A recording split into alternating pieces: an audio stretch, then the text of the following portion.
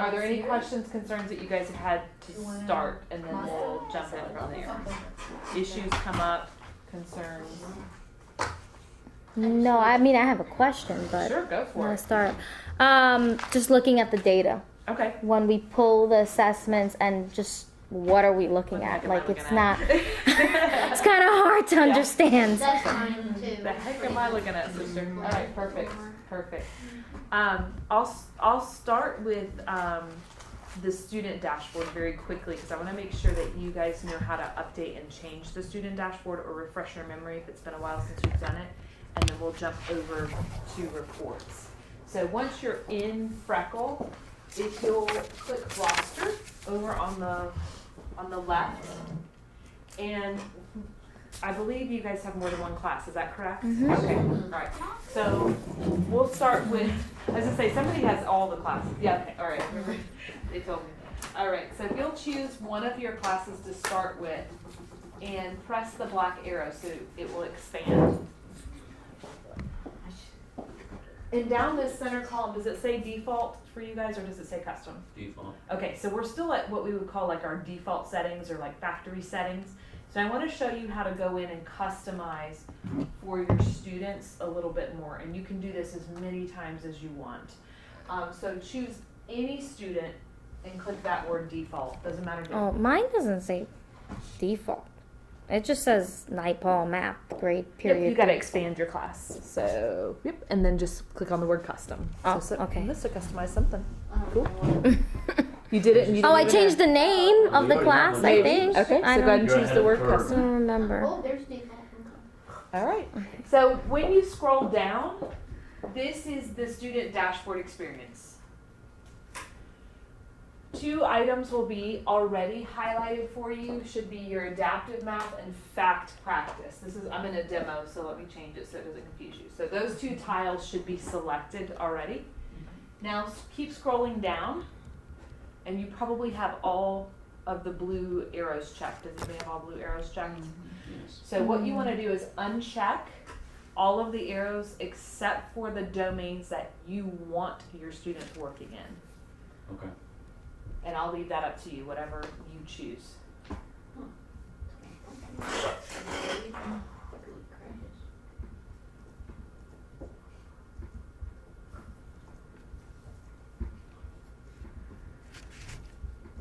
So if we don't do this, the kids going on and doing all kinds of Everything. It's kind of like Disneyland, they're just running around. They can go from one place to the next. That you had yours. explains why they Yeah, were I Do you talking had remember about doing it, like or? I Why think we X did it a long something. time ago in one of our We meetings. did something. Did we do this? Yeah, I have only 3 checks. I only have 3 Oh, checks. Yeah, we did. So I think Maybe we like a had long time ago, yeah. and then you were like, I totally forgot I did it. Yeah, because that's when you showed us how to add the assignments. Got it. Perfect, perfect. So once you have it however you want it, hit apply to all students in the class, and then confirm it. And and of course you have more than one class, so when you scroll up to the top, pick your next class, and then you'll want to do the same thing. But I already have some of my other kids that are custom, so it will if I do this for all, it'll override that. Mhm. I guess won't it? Mhm.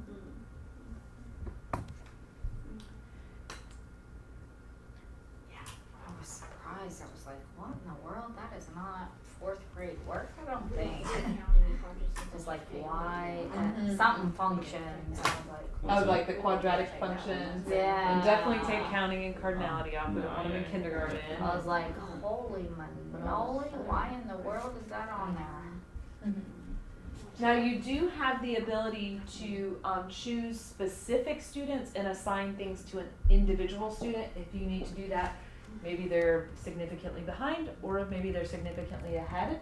You would just choose that student from this drop-down menu, and you would add or take away, and then you would click apply student settings. So that would only go to that individual student.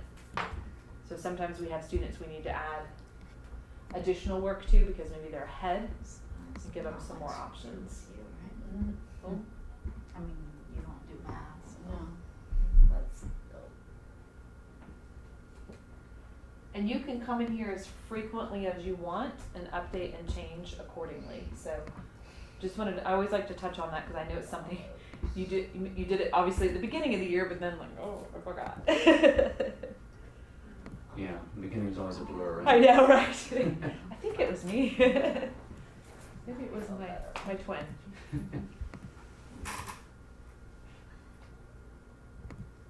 Does everybody have it the way they want?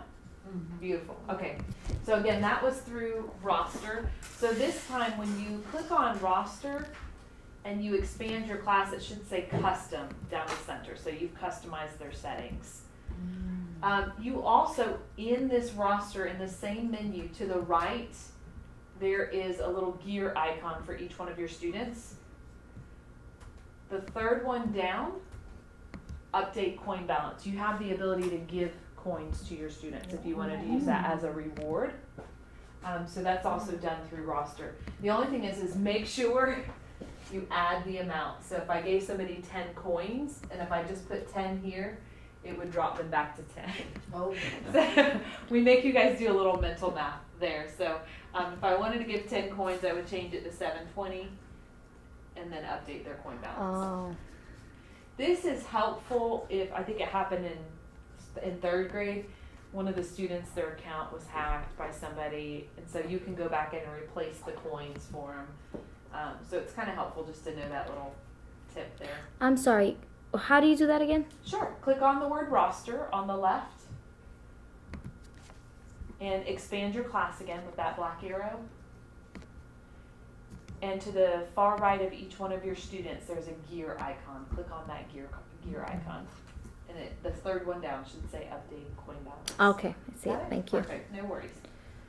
All right, let's jump to, any other questions while we're here? You're good? Jump to reports? All right, beautiful. On the left, if you'll click on the word math, we'll work here. So underneath subject, when you click math, those 4 tabs are going to open up for you. Let's go to reports. Let's start there. There's probably 3 that I think will be most important to you. Let's start with class grouping. So it'll be partway down, class grouping. This is based on their adaptive practice. Oh, bless you. Bless you. And it gives us an overview of where our students are, and it groups them according to where they are inside of that domain. So choose one of your domains, maybe operations, algebraic thinking, or base 10, one of the ones that you've got some data in, and click that blue arrow. When it expands, it will place your students into buckets based on where they're at. So it's going to show you the grade level and the standard that they're currently working in. If they have not been in that domain, that very first bucket will let you know. There's no pretest. So when your students click on the domain for the very first time, there's a 10-question pretest, and then it places them. Every time they go in and work in that domain, it's either moving them up, keeping them the same, or moving them down. So we don't have to do a whole lot of testing because it's a continual thing. Every time they complete a practice, they're moving. And that's in the adaptive In the practice. adaptive. So they'd have to click on adaptive practice. You got it. This is different than the assignments that You we got give it. them. So you can Okay. assign the adaptive practice, so they don't have any choices. Okay. Let me have you change the view on this. So right here, come across the top, click matrix view, and this might help you see where your students are. So it makes it a little bit more visual as to where your students are and how many more paths do they need to complete to be at grade level. So the green means that they've mastered it at 100%. So we won't move them until they show 100% mastery. The yellow or orangish looking tile means that they're still there. So they have not completed it at mastery yet. Yeah, class grouping. If you take your mouse and you hover it over one of these numbers, it'll show you the skill. So again, you can see the skill. Thank you. I was behind. Thank you. Y'all yell at me if I'm going too fast. No, I Just missed a click. It's all yeah. That's all right. Right here, next to your students' names, it will show you how many questions they've answered in that domain as well. Yeah, So that helps yeah, us click see on one of how much That you have practice data have on. they been doing inside of operations, algebraic thinking, or base 10.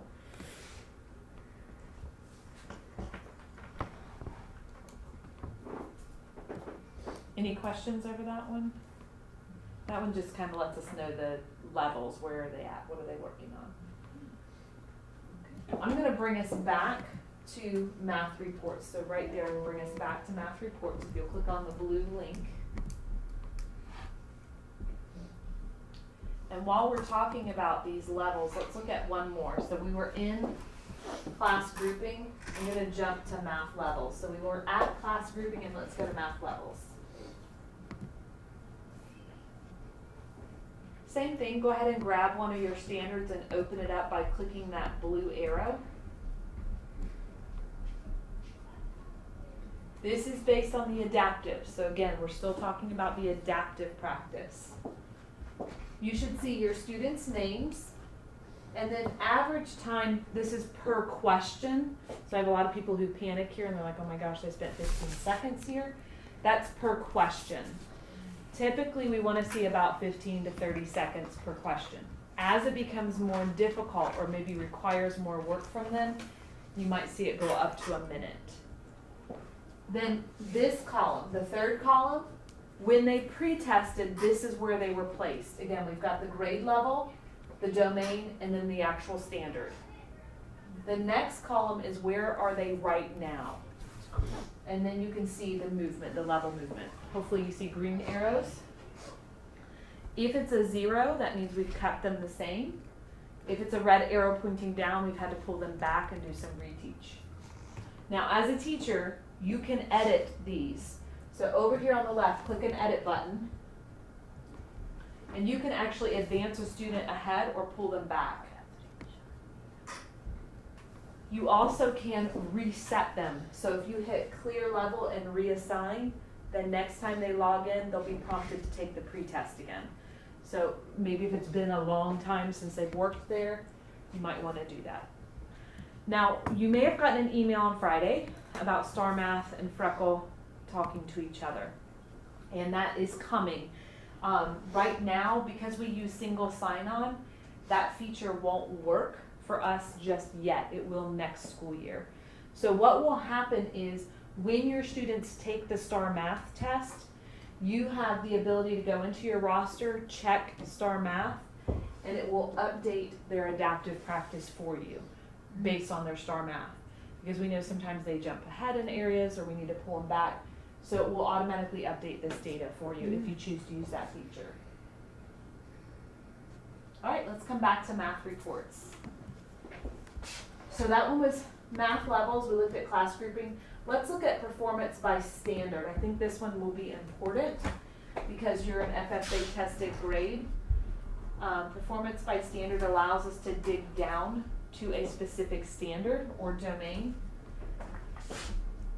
Go ahead and select one of your classes. Bless you. Bless you. The next thing you'll want to do is select your domain. So what domain do I want to look at? Bless you. Can you help me real quick? This thing right here. I was trying to. Oh, you reset, yeah. We're in a big group, it's not gonna let you do it. I mean, Okay. it did it, yes, but it's gonna freeze on you. Okay. And we So said just we're all sign together. back in. Yeah, yeah. Okay. Sorry, I should have warned you. Thank you. And just was one I wanted That's all to. good. It'll be Just the one. changed, it just freezes when we're all together. Gotcha. Next, choose the time frame. So you may even wanna pull the entire school year. I'm gonna pull the whole year. And then if I click the word standard, I went ahead and chose operations and algebraic things. If I click the word standard, it will organize them by level. So I've got kinder and then it starts 5, 4, 3, 2, 1. This lets me look at an individual standard and I can see all of the data. This will be adaptive practice, assignments, fact practice, anything that had to do with that standard is being culminated here. So I can see how many questions. I can click the blue arrow and now it's going to dump my students into buckets. So this is helpful, I think, when we're looking at reviewing for FSA, or I want to see for the whole year how well have we done on this standard, or what standards do I need to go back and reteach for mastery. You can look at the whole standard from here. And again, this is everything my students have done. That's pretty Let's cool. go on data here. That button for additional resources right there. You got it, yeah, it's got your resources, and then even assign standard, which I know if you've used the assignments tab, this is familiar. And you can send out a new assignment to a particular group.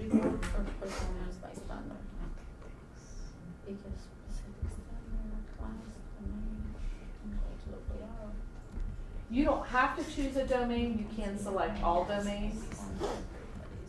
And then again, you can shuffle and organize your standards so they're in order. I can also shuffle them in order of questions, so the one that has the majority of the questions. So I can go least to greatest, greatest to least. So it depends on how you want to view the data. So here I can see I've had 257 questions answered on this particular standard. And again, it's giving me the data for that.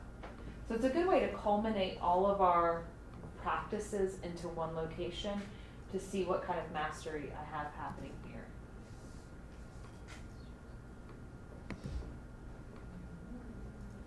All right, so we went over class grouping performance by standard and math levels. Let me jump to a slightly different area and let's talk about assignments. Typically, do most of you guys go through assign when you're pushing out an assignment? No, Okay, I let go to me show you- assignments. Or assignments, Assignments. yep. Let me take you in a different way and see, you can choose which one you like best. I think this one's a little bit more succinct.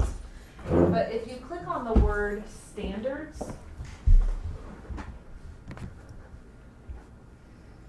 it should default to your grade level.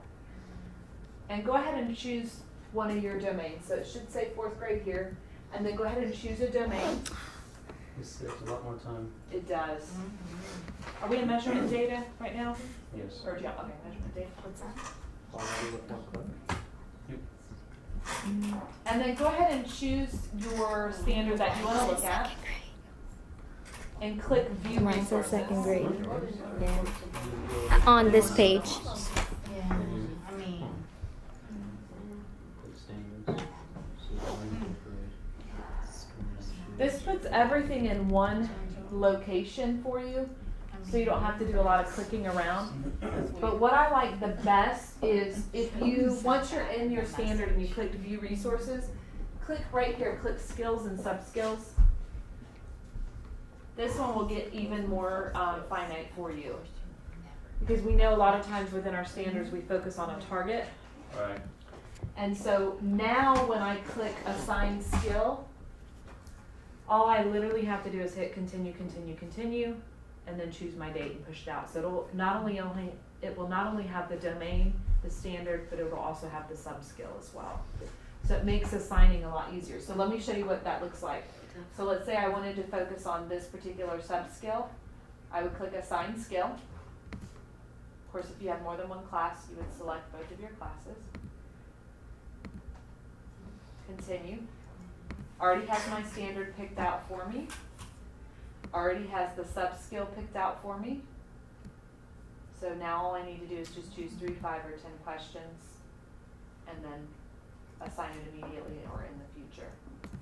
So I think it saves a couple of steps here versus going in through assign. I think hopefully it will save you a couple extra steps. So again, I did that through standards and I went to skills and sub-skills because this is where it gets very, very specific. It also, right here, will give me a worksheet that specifically matches that sub-skill.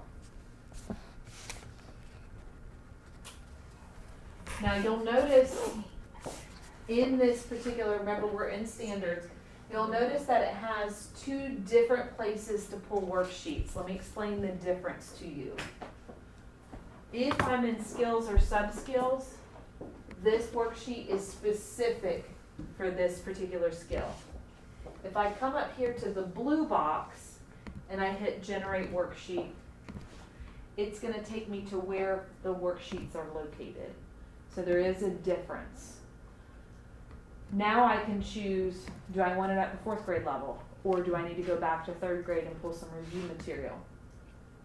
Also from this menu, This is where every time I hit generate PDF, it will be a new one. Cool. Versus the other spot will just give me that one. Oh wait, where's that? In the blue box, right And there. the generate worksheet. Print worksheet. That's the one that'll give me a variation of Click on different it. ones. It'll take you to this menu.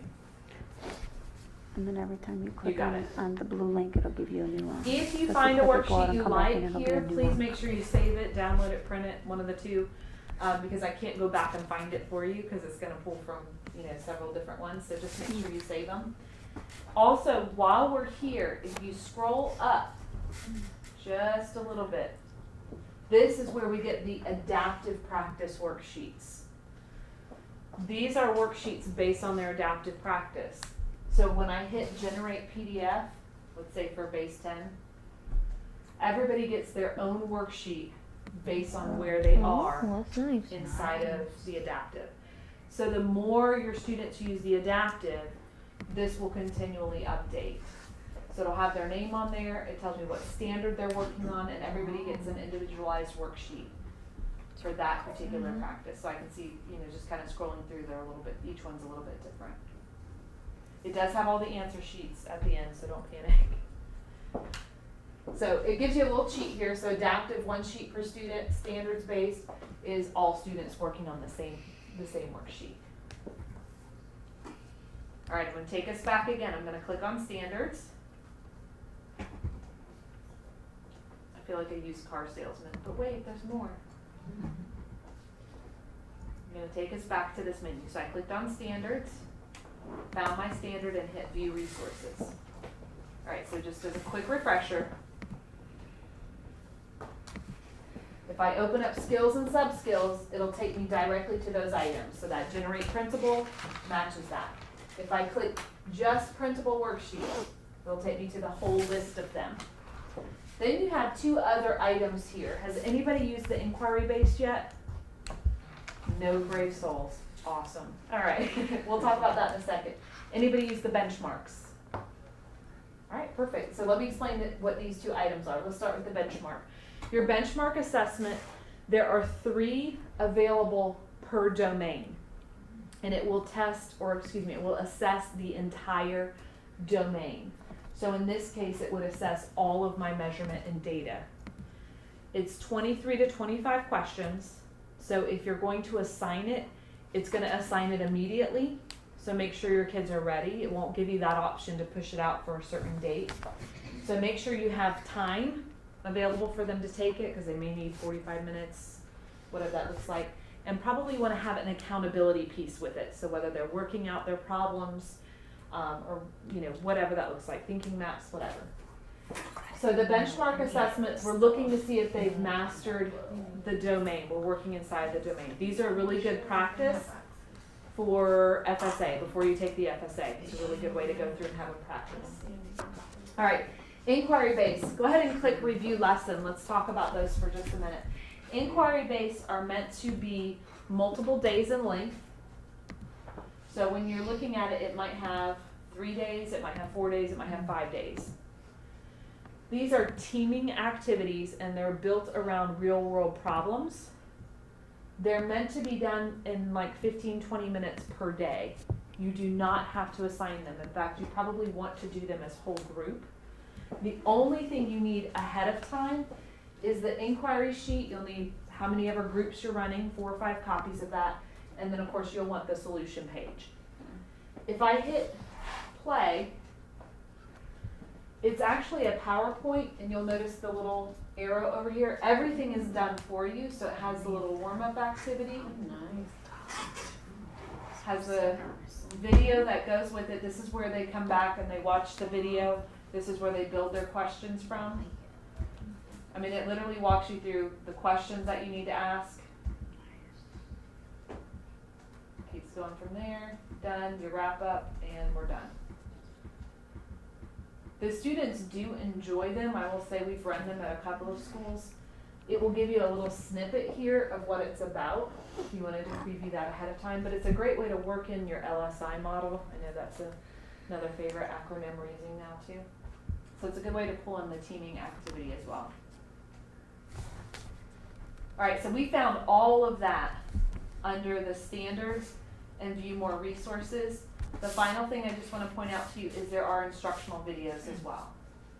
So at the very, very bottom, you've got instructional videos that you can incorporate into your whole group instruction. Okay. So that was through standards based.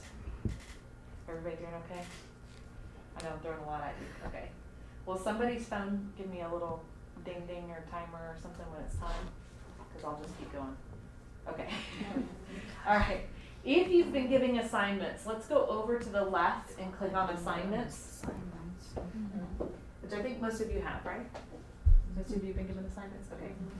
You may have had this happen to you where a student is unable to do anything, or they kind of get like locked out, so to speak. Scroll to the bottom and in small letters it says view assignments older than 30 days and click on that. And you need to clear those. What happens is your assignments expire. And so it's just letting you know we need to clear these assignments out. So if you click clear old assignments and then confirm, anyone who has completed the assignment, it will hold their data. Anybody who's not, it will just pull it off of their dashboard. So if it's been longer than 30 days, this happens a lot. Sometimes something gets forgotten or just doesn't get done.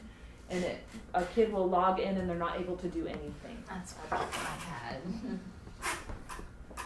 Now if you have more than one class, just make sure you come up here, switch classes, and then do the same thing. View assignments older than 30 days, clear the assignment, and you're good to go.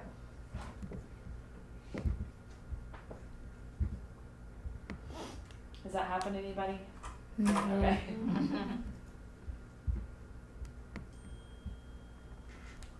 I get it? Alright, perfect. Alright, there's two other like kind of smaller items I wanted to show you. The first is right here where it says school. Go ahead and click on school. If you wanted to run a competition, you're able to see how well your class is doing compared to other classes in the school as far as your coins total. So if I click right here where it says coins today, it's going to put them in order. I have some schools that'll get super crazy about that. Some have like the golden pig trophy that travels from class to class. And then you also have just underneath that, it says view student app. If you click it, I'm just going to let you know it's going to bump you into a demo. You'll have to come back in through ClassLink, but you're welcome to open it. The reason I like to show that to you is because that allows you to see the student side and also project that and shows, lets you understand like what your students are seeing. That's what you're seeing on this side. I think it's helpful maybe more towards the beginning of next year if you need to do an introduction or show the students where you want them working. But it allows you to see what the students are seeing on their side, and you can actually go in and play around a little bit. Let's talk about focus mode. You have the ability to put your account in focus mode, and what that will do is it will force students to complete your assignments first. So the items that are in the backpack have to be completed first. Then they can go into the adaptive practice or the fact practice. So if that's something you want to do, go ahead and click on your name in the top right corner.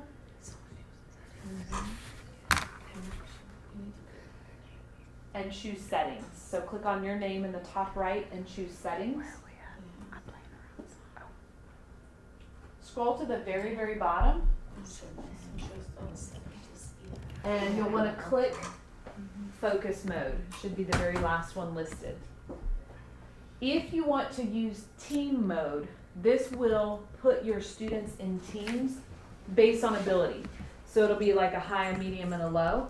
That way you don't have all of your high achieving students together. So it goes through and looks at their data and it will group them accordingly.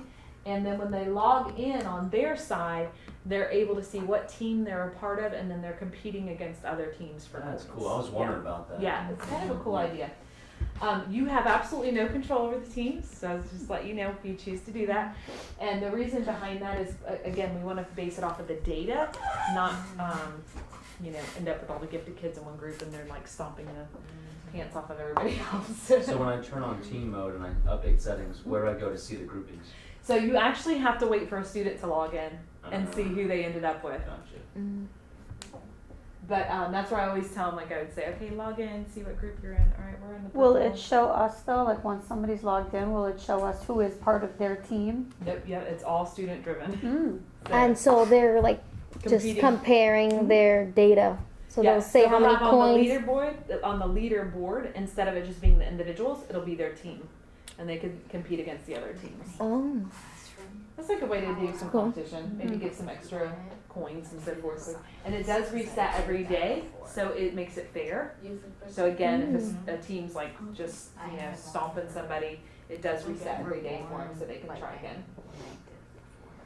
You can always set it. If you don't like it, come back and pull it off. It'll be is separate. the does it matter for because I only use math, but I'm looking at updating my systems. Product settings, I have Florida Mathematics, but for ELA, it says skills-based ELA system. Is that correct? Yeah, leave it as the factory settings. Okay. You do have access to some ELA materials. It's only a demo mode, and you may have noticed your students may have gotten into it or played around with it. It's totally fine. But the district wanted to leave it open, so we left it open. Got it. Okay. It won't hurt them. It can only get better, right? All right, so did everybody get theirs?